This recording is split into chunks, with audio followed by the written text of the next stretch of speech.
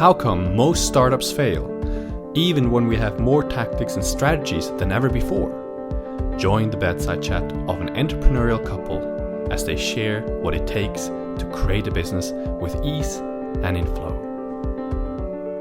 Hey there, here's Natasha and Jachym. Welcome to the 9th episode of Biz in Flow, a bedside chat at the end of our day, work day, 7 days a week, because even if we're not always working on the business itself, we still get lots of insights and ideas along the way. That's right. So let's reflect on our day. What did we do? A little bit more research on marketing and establishing what it is that we want to put out into the world. Yeah, and I did the editing of the podcast and the description of the podcast. Was quite a lot of just implementation today, and we took some pictures as well in our living room, and they look actually quite good. So sometimes it's better to just take action and get things done, so you can move ahead even if they're not necessarily perfect. Because I see, sometimes we think, oh no, I need to wait till like this and that, but then we actually don't do it and we keep procrastinating instead of just get going. Mm-hmm. Now today I actually got a little idea as I was researching on Instagram.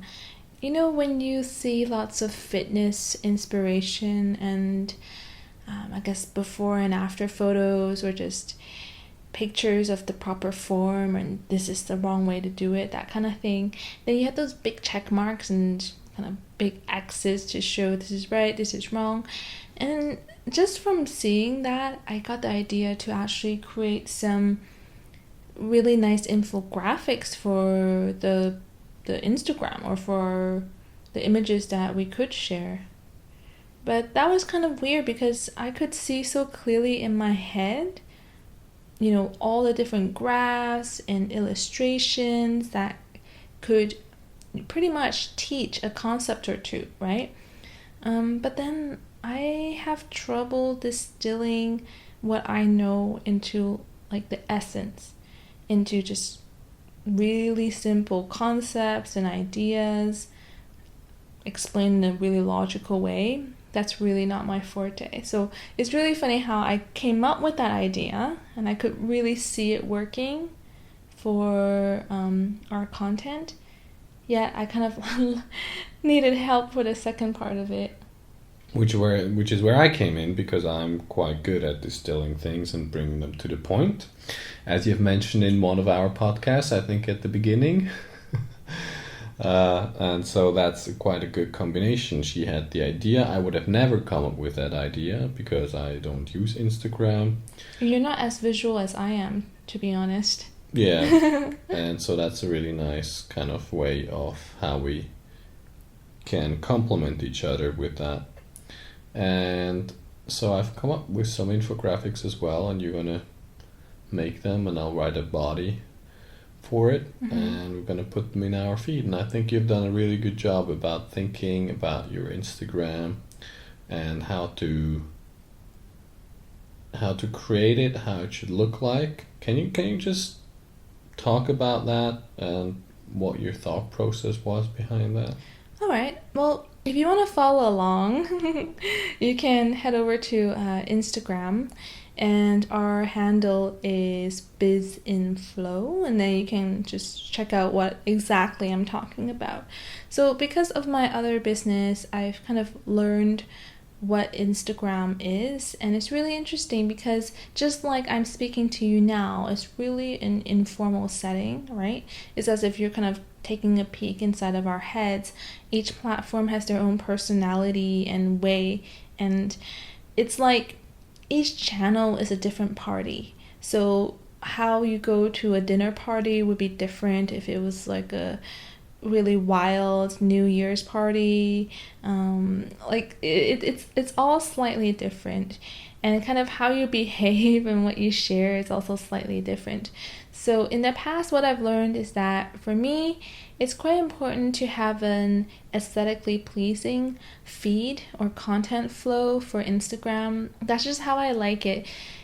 It's hard to explain because a part of me wants to create content that I would look at and feel good about, that I would be proud of. Because, you know, when you are posting stuff, or even this podcast, we have your attention. And it doesn't make sense to write things, to post out images that I personally don't even like. I feel like that just kind of goes against like the morals I have. So anyways, it's important for me that it's aesthetically pleasing, and that's something really big on Instagram. So quotes seem to do well. So I love to do lots of words and writing, but at the same time, it's not just about the image. We also have the description or the text below, and you can find that, you know, underneath the image, and you can click for more.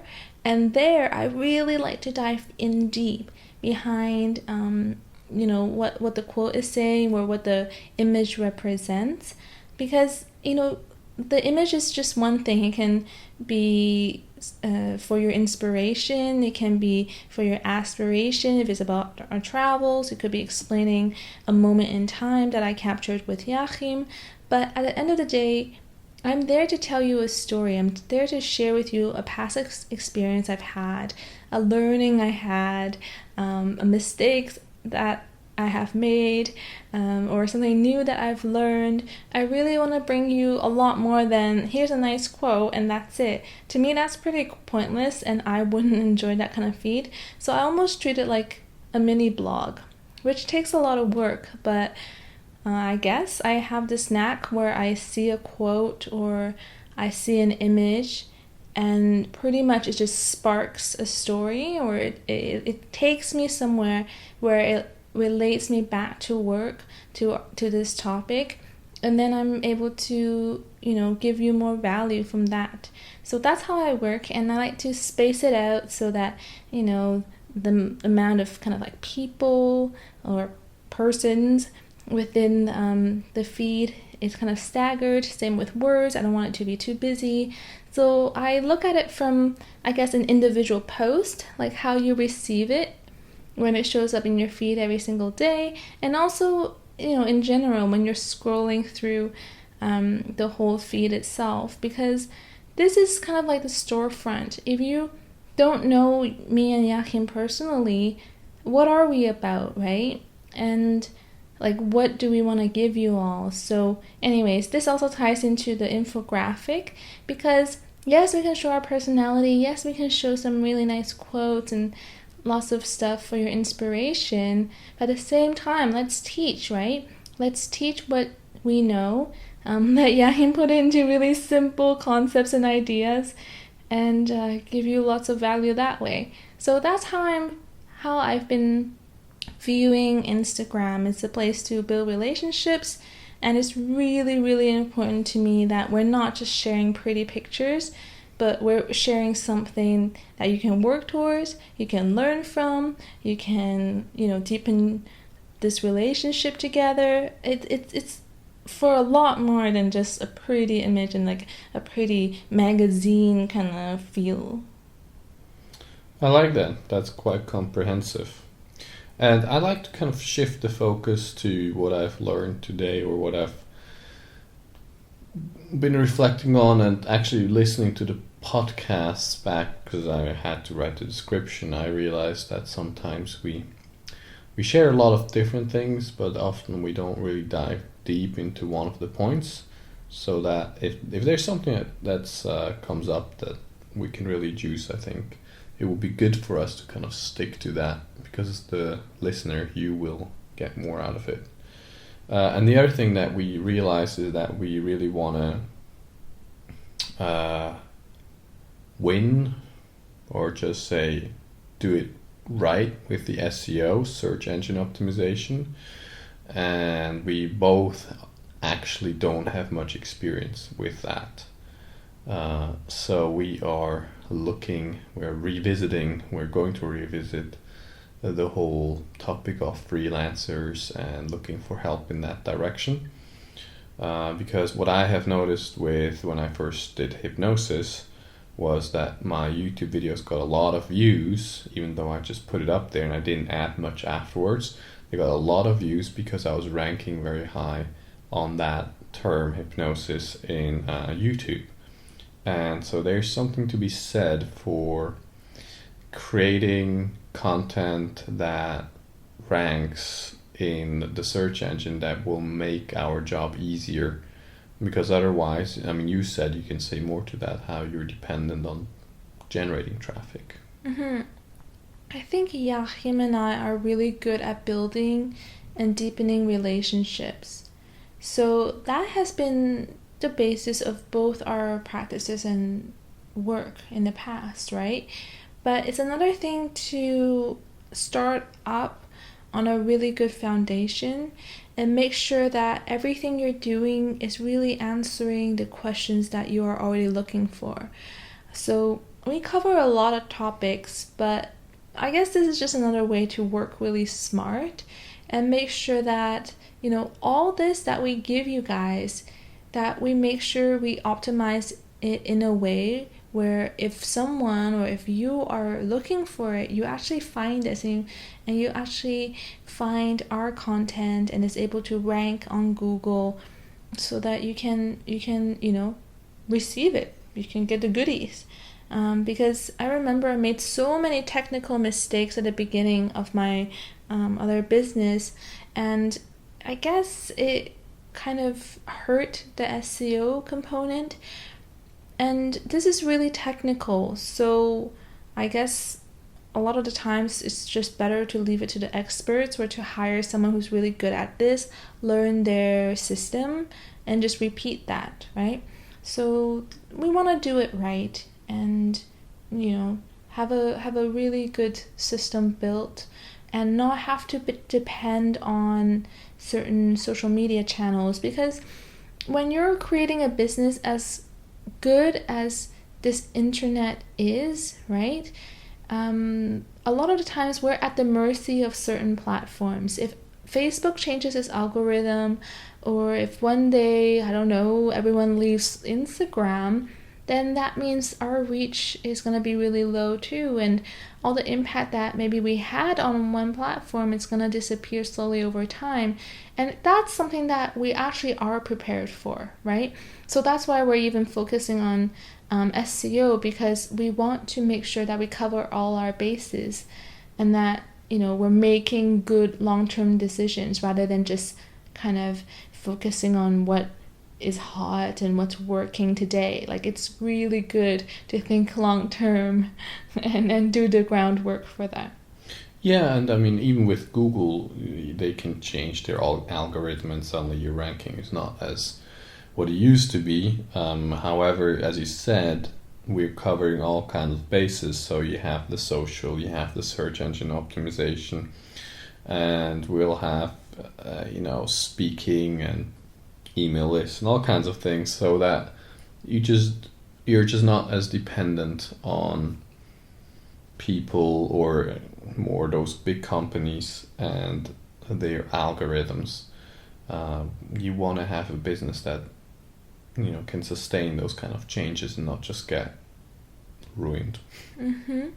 And then Jachym, also on our evening walk today, you mentioned that biz in flow seems almost limiting because the impact we create on our clients' lives is like way more than just their work or just their business. Yeah. So tell everybody a little bit about that, and like, where does that come from and what we came up with to kind of resolve that. Well, why I came up with it is because I was reflecting on the work I'm doing with people. And the reason why I thought Biz in Flow is a good idea is because that's where I got started. I wanted to be a coach, well, back then a hypnotist. I wanted to build my business, and I realized that I need to work on myself because I am manifesting that business. I am creating that. So when I change where I unlock more of this kind of creative potential, then it becomes easier. And so that has sent me on this whole journey of self-improvement, of getting coached, of evolving and changing. And so lots of people are interested in building their business. But what I've discovered is so much more than that. And my work is so much more than that. It really is about setting people free completely. It really can touch every single aspect of your life when you do deep transformative work. And business is one of those areas. And I think I just felt it was a bit superficial in a way to just think about business, even though I know that the work that we're going to be doing is going to be much deeper. And you suggested that, well, we can actually create a more inflow brand that encompasses other things. So, for example, we can have biz inflow, life inflow, life inflow, love inflow, wealth inflow, and that feels a lot more kind of whole, because I have helped people in all kinds of areas, from relationships, from business, to their social interactions, to limiting beliefs around money. And that's kind of it, actually. Mm-hmm. Well, unfortunately, 2 of those, what would you call that? It's not URLs. Yeah, URLs are actually taken. So we're just gonna wait up on it. We got wealthinflow.com. It's not live. We're just gonna keep it in our pocket until we need it one day. But the other 2, we really want it. So hope with us that we eventually collect those 2. And then we can build a mega brand from this. And I think it's a really good idea, because just like entrepreneurship, is it entrepreneur on fire, that's a really great brand too, and you can branch out from something else on fire. Underpants on fire. Not that anyone wants their underpants on fire. I don't know where that came from, but we can also expand our brand and have things that are really in line with what we do, and then do inflow afterwards. So I think it's good to know that we will grow with our customers, we'll grow from our clients, and the target audience is likely gonna keep changing. Yeah, and I mean, for me, in the end, it's just, where are you at? Like, if you would have told me, yeah, okay, come with me, I'll coach you and you'll be free or whatever, I've been like, I mean, that sounds nice, but I want to really build my business, so I'll find a business coach instead. So, that's where you're at, and that's where you start. What I have discovered is that, yeah, absolutely, the things that the deep work that you do within totally transform into your capabilities and capacities of building business and, handling life in general. So I guess it's just a way of starting where the people are at and educating them along the way, so that they can get the business, but they can also get much more what they really want, which are the feelings, the wanting to be free, and not just in the circumstances being free, but truly being free and liberated inside. I think it's just a myth. It's actually so untrue how we compartmentalize all these different aspects of our lives. Yeah. It truly does not make sense that relationships is one box, and then work is one box, and then like personal life or your hobbies and that kind of thing. It honestly doesn't make sense. And when I work with my clients, when I truly know I've made a difference, is when they come back to me. I could have been working, for example, with one lady. She was having issues with relationships, especially at home with her parents. And I knew I made a huge difference when her work was changing, when she was dealing much better with her colleagues at work and with the stress at work. And then she also told me that Christmas shopping was a lot stress-free than the years before. Like, she was able to stay grounded. Like, we did not talk about any of these things, yet it fell into place, and that's when you know you've done a really good job. And kind of like, that's how our work kind of unfolds, right? We start from one point, and then if the changes actually happen, it's just going to domino effect into all areas of their lives. So it's good to have a starting point, and I think it's important that we are looking in the same direction, because it's hard if you're, you know, working with someone and the whole friggin' color wheel is on their mind, and they're like, help me, you know, let's work on everything. Like, that's almost unreasonable. Yeah, it's possible, right? That's totally possible to have that kind of impact, to change their life in every single way. But as a starting point, it's really good to just focus on one thing and then let everything else fall into place.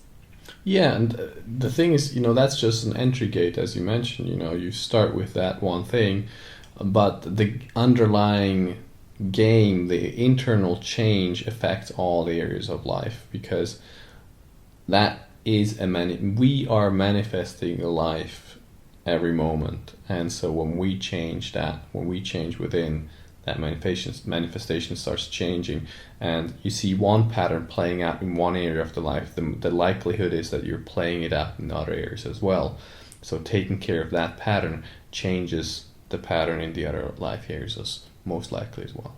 So the question for you that we're going to leave you with is, do you know what patterns are happening in your life right now? So if you're dealing with something at work, or dealing with something within your new startup or your business, how is that pattern also showing up, you know, in other parts of your life too that you may not have noticed? Maybe it's just the same thing that you were dealing with, right? Like years ago, but now just because you have a business, it's popping back up again. It's kind of like mushrooms. It's like whack-a-mole. If you don't really find the root of the whack-a-mole, the moles are gonna keep coming up. And the universe doesn't really care if, you know, if it's in the shape or form of a business or not. It's just gonna come. So anyways, feel into that and let us know in the comments below, wherever you are listening from. And yeah, just write us too. Feel free to write us an email. This time you can reach me at natasha@bizinflow.com, and then just tell me, share with us, what kind of patterns have you noticed? And this is super, super helpful and can unlock a lot of these knots that might be, you know, causing some kind of friction or stuckness in your life. I have nothing to add, really. Just good night. He's like, shut up and let me go to bed. So I'm gonna shut up and go to bed with him. Good night, everybody, and we'll talk to you tomorrow. Have a good one. Bye-bye.